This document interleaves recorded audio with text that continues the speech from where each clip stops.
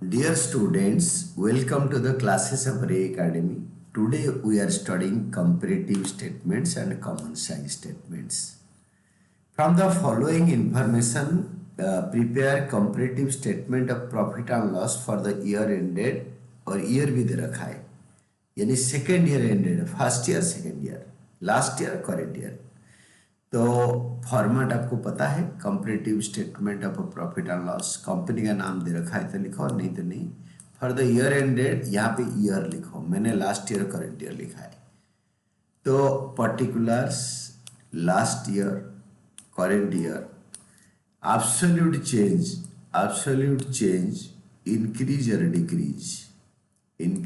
Decrease, then percentage change, increase और decrease, ये भी दे रखा है।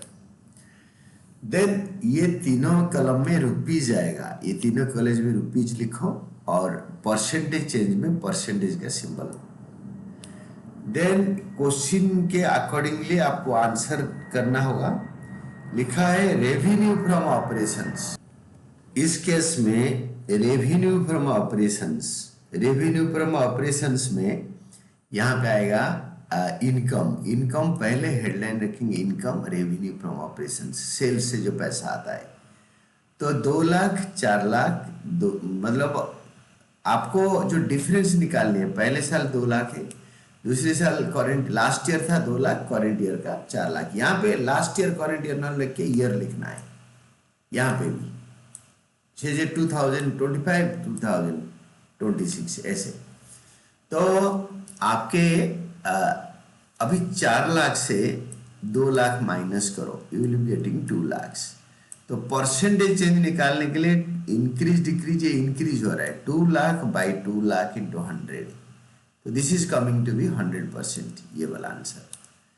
देन रेवेन्यू फ्रॉम ऑपरेशंस के बाद और इनकम, हमारा और भी इनकम है, and this income is other income है 40,000 80,000। तो write down other income 40,000 first year में, लास्ट ईयर में, करेंट ईयर में 80,000। तो 80,000 से 40,000 माइनस करो, यू विल बी गेटिंग 40,000।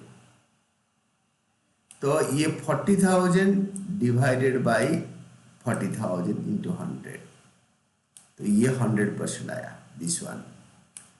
तो अभी टोटल कर दो इसको, क्योंकि इनकम को टोटल कर देंगे, दोनों इनकम को। टोटल आएगा 2,40,000, 4,80,000। तो 4,80,000 से 2,40,000 माइनस करोगे तो will be getting 2,40,000। Percentage change आएगा 2,40,000 डिवाइडेड बाई 2,40,000 इंटू 100%, ये 100% आ गया। देन एक्सपेंसेस, सेकेंड में लिखेंगे एक्सपेंसेस। एक्सपेंसेस के बारे में इकलौता दे रखा है। यहाँ क्वेश्चन ध्यान से पढ़ो, employee benefit expenses, this is 50% of revenue from operation.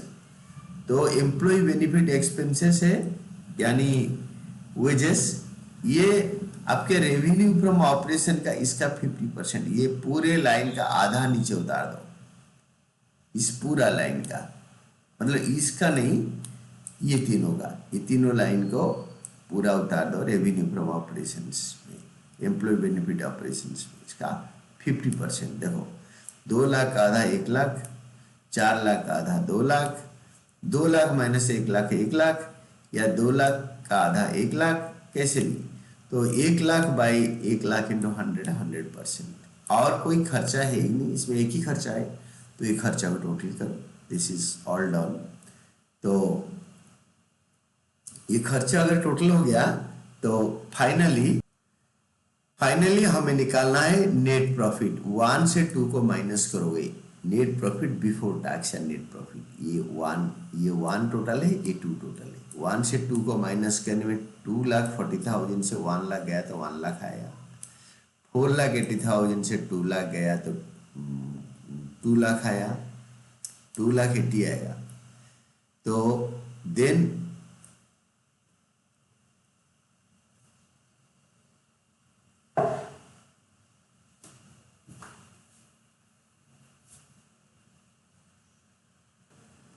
तो इसमें आपके टोटल लास्ट टोटल इनकम से टोटल एक्सपेंसेस माइनस करेंगे, will getting third part, that is net profit after tax या before tax 1 - 2.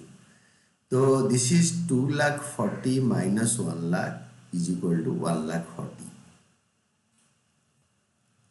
Finally, we have got net profit before tax 1 minus 2. मतलब total of our income minus total of expenses 1,40,000 and 4,80,000 minus 2,00,000 तो 2,80,000 and आप ये दोनों का difference निकाल लो 2,40,000 minus 1,00,000 1,40,000 या आप ऐसे कर सकते हो 2,80,000 से 1,40,000 माइनस करोगे तो 1,40,000 आएगा। ये कैसे भी निकल सकता है, या ऐसे निकालो या इसको ऐसे माइनस करके निकालो। तो 1,40,000 by 1,40,000 into 100 100%। इसका सीधा आधा कर दो, that is income tax, tax rate 50%। इसका आधा पूरा ये लाइन कर दो 70,000, इसका हाफ ये है 1,40,000। तो 1,40,000 minus 70 is equal to 70,000. 70,000 upon 70,000 into 100, 100%. तो this is net profit after tax होगा, नेट प्रॉफिट आफ्टर टैक्स 70,000 1,40,000। ये पूरे लाइन को कॉपी कर दो क्योंकि आधा से आधा जाने के बाद आधा आएगा, बट परसेंटेज कभी, परसेंटेज तो हमेशा सेम आएगा चेंज में 70 by 70 to 100। तो this was all about your answer, there was some sort of a typing difficulty, so I have rectified all, and these are all about your answer regarding this question.